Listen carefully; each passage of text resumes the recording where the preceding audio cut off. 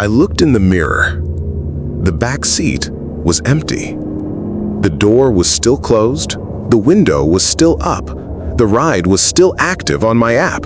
Fare running, destination locked in, 38 minutes remaining. And the woman who had been sitting directly behind me for the last 20 minutes was simply gone. I pulled over. I got out. I walked around the car in the dark and looked at the road in both directions. Nothing. Just the highway and the sound of the engine ticking as it cooled, and a feeling I have never been able to shake, that whatever had been sitting in my back seat was never really a passenger at all. Subscribe if you want to hear the rest. There are 2 more stories after this one, and the last one is the reason I now check the door handle before I get in any car that isn't mine. Story 1. The woman from the hospital. I drive nights, have for 4 years. The city empties out after midnight and the roads open up, and most of the time it's just math, miles and minutes, and the radio low. The ping came in at 11:43, outside St. Mercy General, main entrance. I pulled up at 11:47. She was already standing there. Mid-30s, maybe. Dark scrubs, the kind that have been washed so many times the color has gone gray at the knees. Small canvas bag over one shoulder. She wasn't looking at her phone. She was just standing under the entrance lights, very still, watching my car pull up. She got in without saying anything. I said, "Good evening." She gave me a look that wasn't unfriendly exactly, but didn't quite land right either. Then she told me her address and looked straight ahead. I entered it into the app. 38 minutes. Residential, on the far side of the city, a neighborhood I'd been to a handful of times. I pulled out of the hospital lot and onto the highway. That's when I first noticed the silence. Not the ordinary kind, not the silence of someone tired from a long shift or someone who just doesn't want to make small talk. This was something else, something with a texture to it. She didn't look out the window at the city passing, didn't check her phone, didn't shift her weight or cross her legs or do any of the 1,000 small things people do when they're sitting in a car for 38 minutes. She sat absolutely still, eyes forward, hands in her lap. About 10 minutes in, my phone buzzed. A notification from the app. Your rider has canceled the trip. I glanced at the screen, then up at the mirror to tell her that I wasn't sure what had happened, that she might need to re-request, that I was sorry for any confusion. She was there, sitting exactly as she had been. Same posture, same expression, hands in her lap. I looked back at the road. 1 minute passed, maybe less. I looked in the mirror again. The back seat was empty. The door didn't move. The window didn't move. She was there, and then she wasn't. I pulled over. I walked around the car in the dark and looked at the road in both directions, at the flat, dark fields on either side, at the absolutely empty road behind me. I stood there long enough that another driver slowed down to ask if I needed help. I told him no. I didn't know how to explain what I needed. That night, I couldn't sleep. In the morning, I called St. Mercy General. I asked if there had been any staff or patients discharged from the main entrance in dark scrubs around midnight the previous Tuesday. The woman on the phone was polite. She told me she couldn't give out patient information, but that she could take a description and check against staff on shift. I gave her what I had. She put me on hold for 4 minutes. When she came back, her voice had changed slightly. Not alarmed, just careful. She said there was no one matching that description in their system for that shift, and no staff member had reported losing a rideshare at that time. I pulled up the trip in my app. It showed as canceled by the rider at the 22-minute mark, which I already knew. But the pickup address, the address attached to her account, the one I'd driven to, wasn't St. Mercy General. It was a field, A vacant lot on the east side of the city, 3 miles from the hospital, with no building on it and no reason for anyone to be standing there. I've never been able to account for those 22 minutes. I know what I saw in that mirror. I know she was there, and then she wasn't, and the door never opened. Some nights, I still think about the delay before her answers. How fine took half a second too long to arrive, like she had to remember each time what a person was supposed to say. The thing about driving strangers at night is that you learn to read people fast. You have to. And most of the time, what you're reading is ordinary human strangeness, nerves, grief, drink, exhaustion. The ordinary range of what people become when they think no one's really paying attention. Every now and then, though, something gets in the car that you can't read at all. The next driver learned that the hard way, in the dark, on a road that shouldn't have been there. Story 2. Don't follow the GPS. I almost didn't accept the ride. The pin was out on Route 9, past where the gas stations thin out and the road goes dark between long stretches of farmland. I'd picked up from rural addresses before, but this one sat at the end of a dirt track I didn't recognize. Not a named road, just a gap in the tree line with a mailbox at the edge of it. The request came in at 12:41 a.m. on a Wednesday. I accepted it. I don't know why. Some nights the money matters more than the feeling in your gut. The farmhouse was set back from the road, lit by a single porch bulb that threw more shadow than light. A man was standing at the end of the dirt track, not the house, like he'd been waiting at the road and not inside. Work clothes, heavy boots, the kind of jacket that has seen actual weather. He got in. He gave me a destination, a town about 19 minutes away, a name I recognized, an address I had no reason to question. I entered it and pulled back onto Route 9. He didn't speak. I turned on the radio, low, just something to fill the cab. He reached forward from the back seat and turned it off. Not aggressively, no explanation offered, none asked for. He just reached past the center console and pressed the button and sat back. I drove in silence. The GPS took me east on Route 9 for about 12 minutes. Then it rerouted. A new route appeared on the screen, a turn south onto what the app was calling County Road 7, which I had driven that stretch of Route 9 for 2 years and never once seen. I slowed down. There was an opening in the tree line, gravel, 2 lanes, no signage, just a gap in the dark. That's when he leaned forward. I felt the presence of him before he spoke, the shift in the air, the slight change in the sound of the car. He was close behind my shoulder, close enough that his voice came in just above a whisper.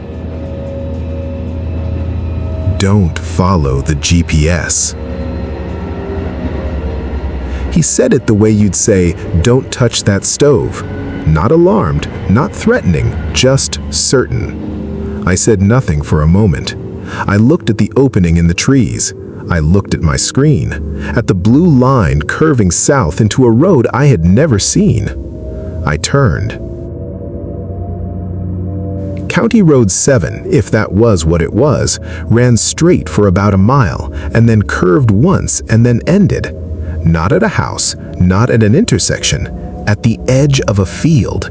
Dark, flat, no boundary markers I could see, no lights in any direction, just grass running out into black. The GPS said I had arrived. The GPS was wrong, or it was right about something I didn't want to understand. I sat there for 3 seconds, then I put the car in reverse and started back the way I came. 20 feet back down the road, I stopped. I looked in the mirror. The back seat was empty. Both doors were closed. Both windows were up. The car was exactly as it had been, except the man was gone, cleanly and completely, the way you'd remove a piece from a board. I drove back to Route 9 without stopping. I didn't look in the mirror again until I was back under the highway lights and could see the gas stations, the lit signs, the ordinary evidence of a world that behaved correctly. When I passed the farmhouse on Route 9, the porch light that had been on when I arrived was off, but the house wasn't dark. Through the front window, lit from inside by something I couldn't identify, I could see a shape standing very still, facing the road, watching me pass. I didn't slow down. Both of those drivers were in control of something, a car, a route, a decision. They could pull over, they could leave, the door could always open from the inside. The last story belongs to someone who didn't have that. Someone who looked down at the doorknob and understood in one very quiet moment exactly what kind of situation she was in. Everything was correct. That's the thing I keep coming back to. Every single thing you're supposed to check, I checked. The name on the app matched the driver's name on the screen. The photo matched the face in the front seat. The license plate matched the one the app gave me. I stood on that curb at 1:15 in the morning and I verified all of it before I got in. Everything was correct. The first 5 minutes were completely ordinary. He asked how my night was. I told him good, a friend's birthday, nothing too wild. He laughed at something, I don't remember what, something small, and it sounded like a real laugh, the kind that doesn't require maintenance. The radio was on low, something I half recognized. The heater was going. It was genuinely fine. I was looking out the window when I realized I'd seen that intersection before. Not because it was notable, it wasn't. A gas station on one corner, a closed laundromat on the other, a streetlight with a yellow tint that made everything look slightly older than it was. I'd seen it because we'd passed it 4 minutes earlier on the way in, and we were going the wrong direction. I checked the app. The route on screen wasn't my route. The blue line went somewhere I didn't recognize. I said it casually, kept my voice easy. I think you might have missed my turn back there. I'm on Crescent, off 9th. He didn't answer. Not a pause, not a sorry, let me check, nothing. The radio kept going. He kept driving. I looked at the app again, looked at the driver's name. Marcus, it said. Then I looked at the license plate frame visible through the gap between his seat and the door. It had a dealership name on it, and below it, in small engraved letters, a name. Not Marcus. My heart didn't race. That's what I remember most, how calm my body stayed while my mind went very, very still. I opened my messages. I typed my cross streets to my friend Dara without looking up from my phone, without changing my posture, without doing anything that would make the eyes in the rearview mirror think I had noticed something. His voice, when it came, was quiet, almost gentle. You really shouldn't have done that. I didn't respond. I didn't look up. He pulled over, not to a parking lot, not to a lit street, to the curb of a block I didn't recognize, 2 miles from anywhere I recognized. He said nothing. The car stopped. I heard the locks disengage. I reached for the door handle. Nothing. I pulled again, harder. The handle moved. It wasn't stuck. It wasn't broken. It simply did not open the door. I tried a third time, and I was aware the entire time of his eyes in the mirror, watching me try, saying nothing. Then the door opened. I don't know why it opened the third time and not the first or the second. I don't know if something changed or if he changed it, or if I had simply been pulling the wrong way in my panic, and the third time my hands remembered how handles work. I got out. I stepped onto that unfamiliar curb, and the car pulled away at a completely normal speed, like a man leaving after dropping someone off exactly where they'd asked to go. I stood there. I called the number from the app. Disconnected. I opened the app to screenshot the driver profile before it disappeared. I got it. Name, photo, the whole thing. And I went home and I filed a report. And 2 days later, a police officer called to follow up. I told him I had a screenshot. He asked me to send it. The screenshot was a white rectangle. No name, no photo, no information at all. Just white, like the profile had been there and then had been thoroughly, deliberately unmade. My text to Dara never arrived. I checked her phone myself. It wasn't in her deleted messages. It wasn't anywhere. It was simply a message that was typed and sent and gone nowhere, as if the phone had understood what I was trying to do and decided not to cooperate. I don't use rideshare alone at night anymore. I know that sounds like the obvious lesson from a story like this, the easy thing to take away, but that's not actually why I stopped. I stopped because of what the officer said before he hung up.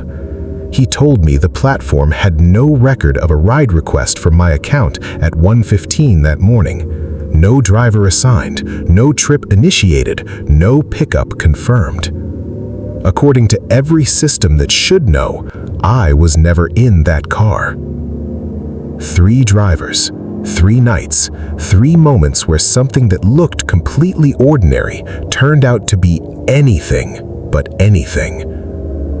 If you drive rideshare, or if you've ever been a passenger in a car at night and felt that shift, that specific quality of wrong that's hard to name, leave it in the comments.